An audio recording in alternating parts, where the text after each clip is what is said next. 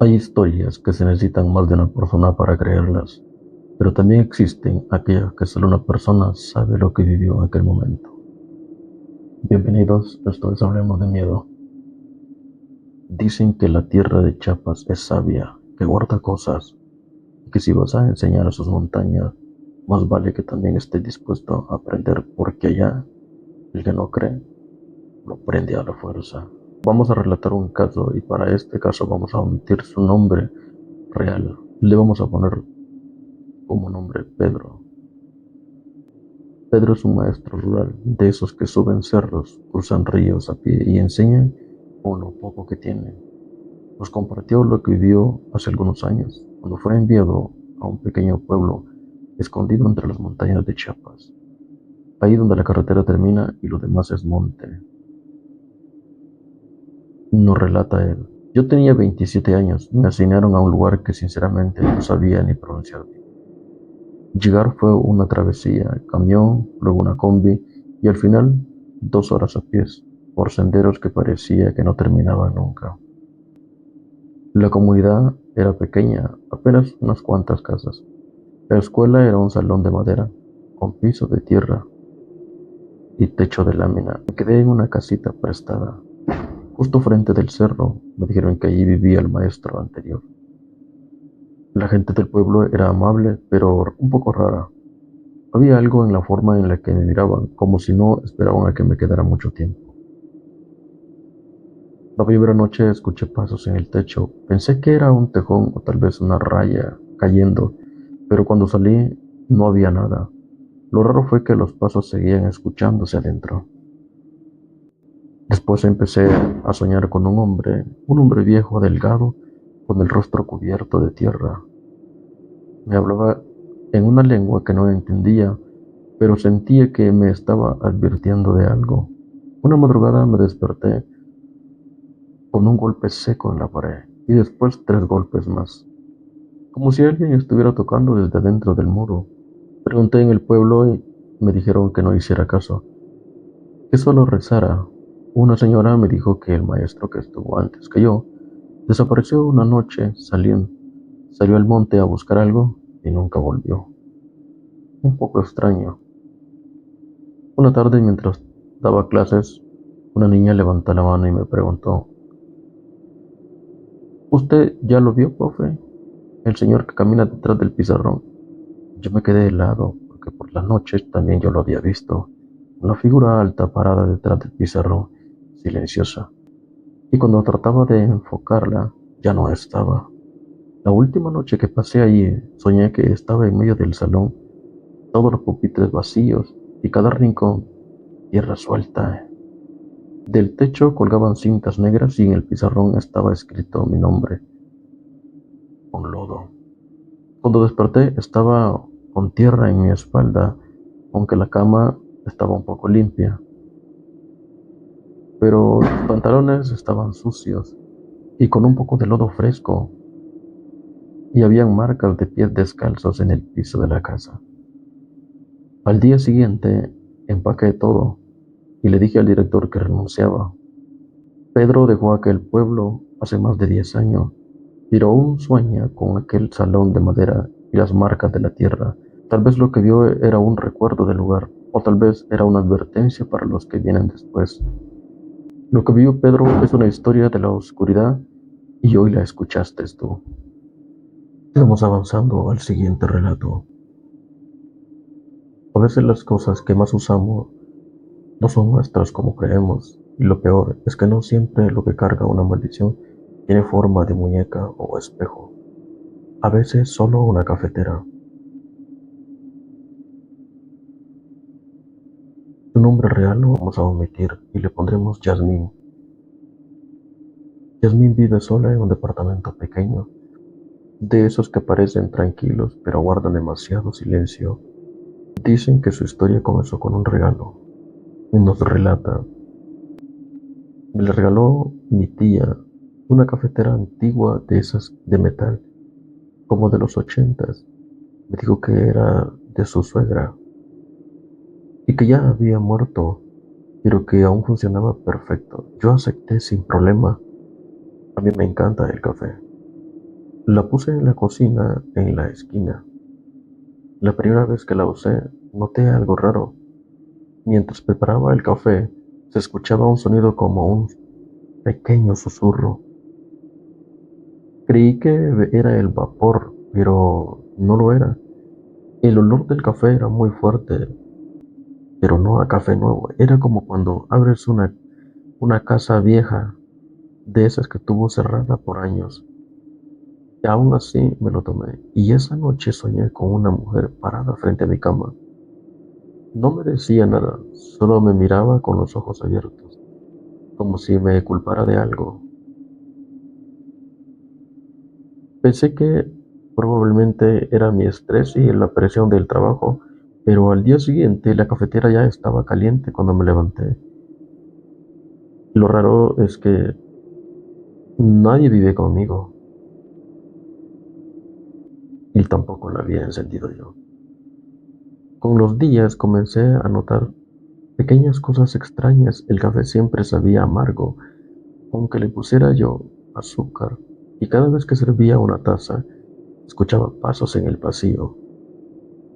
Y vuelvo a repetir, aunque vivía sola. Un domingo mientras limpiaba la cocina, la cafetera se encendió sola.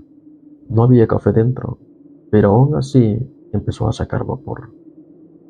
El olor era insoportable, era como a una carne quemada, y del borde de la tapa salieron unas gotas oscuras, espesas, negras, y no era café. Le conté a mi tía y me dijo que mejor tirara esa cafetera, y me contó que la suegra de su ex marido murió quemada en su cocina y que la cafetera era lo único que no se había dañado. Esa noche traté de sacarla, la envolví en una bolsa negra, pero como estaba caliente, la bolsa se derritió. La dejé en el balcón para tirarla al día siguiente y me quedé pensando al respecto de esas pequeñas cosas que me estaban sucediendo. Soñé que me servían café en una taza rota. Cuando la tomaba, tenía dientes adentro. Sueños extraños y cosas muy raras. A las 3:33 de la mañana se escuchó un golpe en la puerta del balcón. Salí y la cafetera ya no estaba, pero sí había marcas de manos pequeñas en el vidrio y el olor a café rancio que se quedó en la casa por semanas.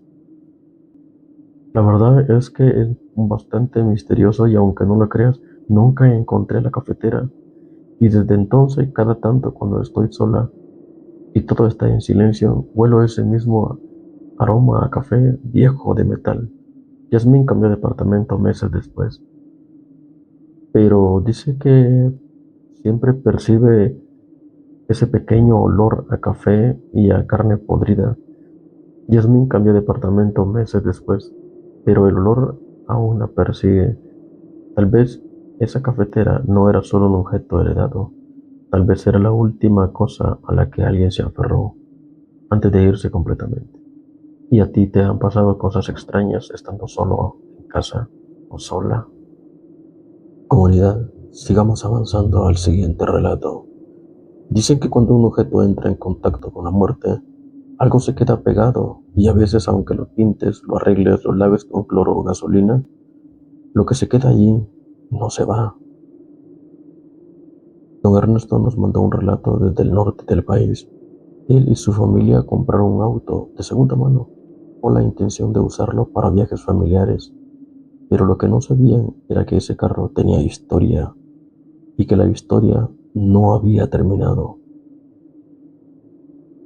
Nos relata, era un Jetta rojo, modelo 2016, impecable por fuera. Lo encontramos en un lote que vendía autos nuevos. Estaba en buen estado, supuestamente verificados. La oferta era buena y el vendedor se le notaba más apurado por deshacerse del carro que por venderlo. De alguna manera, no era tanta la importancia por el dinero, sino deshacerse de él. Pero en ese momento nosotros no sospechamos nada, solo vimos la buena oferta y decidimos hacer la compra. La primera semana todo iba bien, el carro jalaba bonito, el motor limpio, sin ruido, pero a la segunda noche de la segunda semana, mi esposa me dijo que había visto pasar una sombra en el retrovisor, aún estando los cuatro adentro del coche. Y luego empezaron las fallas, luces que se encendían, vidrios que se bajaban por la madrugada, y el estéreo de alguna manera se prendía alrededor de las 3 de la mañana, con un ruido extraño como un grito, y luego se volvía a apagar. Una tarde en carretera íbamos con los niños cuando de repente el carro se apagó, así de golpe, y se me fue el control. Y cuando me bajé a revisar el cofre, estaba hirviendo, pero lo más raro, que el asiento trasero había huellas de manos marcadas en el vidrio, como si alguien hubiera estado ahí empujando para salir. Empezamos a sospechar que algo no estaba bien. Mi hermano, que es policía, me hizo el favor de investigar el número de series del coche y nos dijo que ese auto había estado involucrado en un asesinato hace unos años y que se lo robaron a un muchacho afuera de un bar y lo usaron para un levantón. Encontraron los cuerpos en la cajuela y el carro lleno de sangre.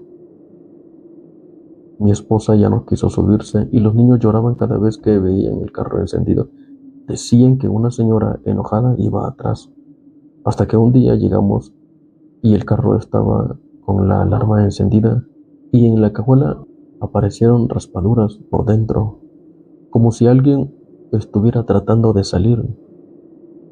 Fue cuando decidimos llamar a un sacerdote, el padre Gregorio. Llegó con agua bendita, inciensos y una cara de preocupación. Estuvimos platicando acerca del tema del carro y nos dijo que venía preparado para todo eso, porque ya habíamos tenido una plática por teléfono con él acerca de el problema que estaba teniendo yo con el automóvil. Dijo que ese carro no solo se había sido testigo de muerte, sino que alguien se había aferrado a él. Estuvimos platicando y durante la bendición el carro se encendió solo. Las luces parpadearon y el claxon en algún momento hizo un pequeño ruido. Cuando el padre terminó de rociarlo, dijo que algo que nunca voy a olvidar. Este coche realmente no está limpio y te puedo aconsejar, Ernesto, que trates de venderlo. Tienes que deshacerte de este coche porque te va a ocasionar problemas a ti y a tu familia. Lo mejor y lo conveniente es que te deshagas de él. Después de eso, don Ernesto vendió el carro, pero siempre le quedó la duda y la preocupación de saber que si aún sigue el coche haciendo sucesos extraños a la persona que se lo vendió. Dijo que realmente ese coche lo iban a utilizar para transportar mercancías. No iban a hacer uso familiar de ese coche, sino que lo iban a meter al trabajo. Y le dije algo al respecto al comprador de ese auto, y le dije que lo había bendecido, que había venido un padre, y dijo que no había ningún problema con eso, que estaba bien, que no me preocupara por eso. Esto fue Hablemos de Miedo. Yo soy Bar y te espero en el próximo capítulo.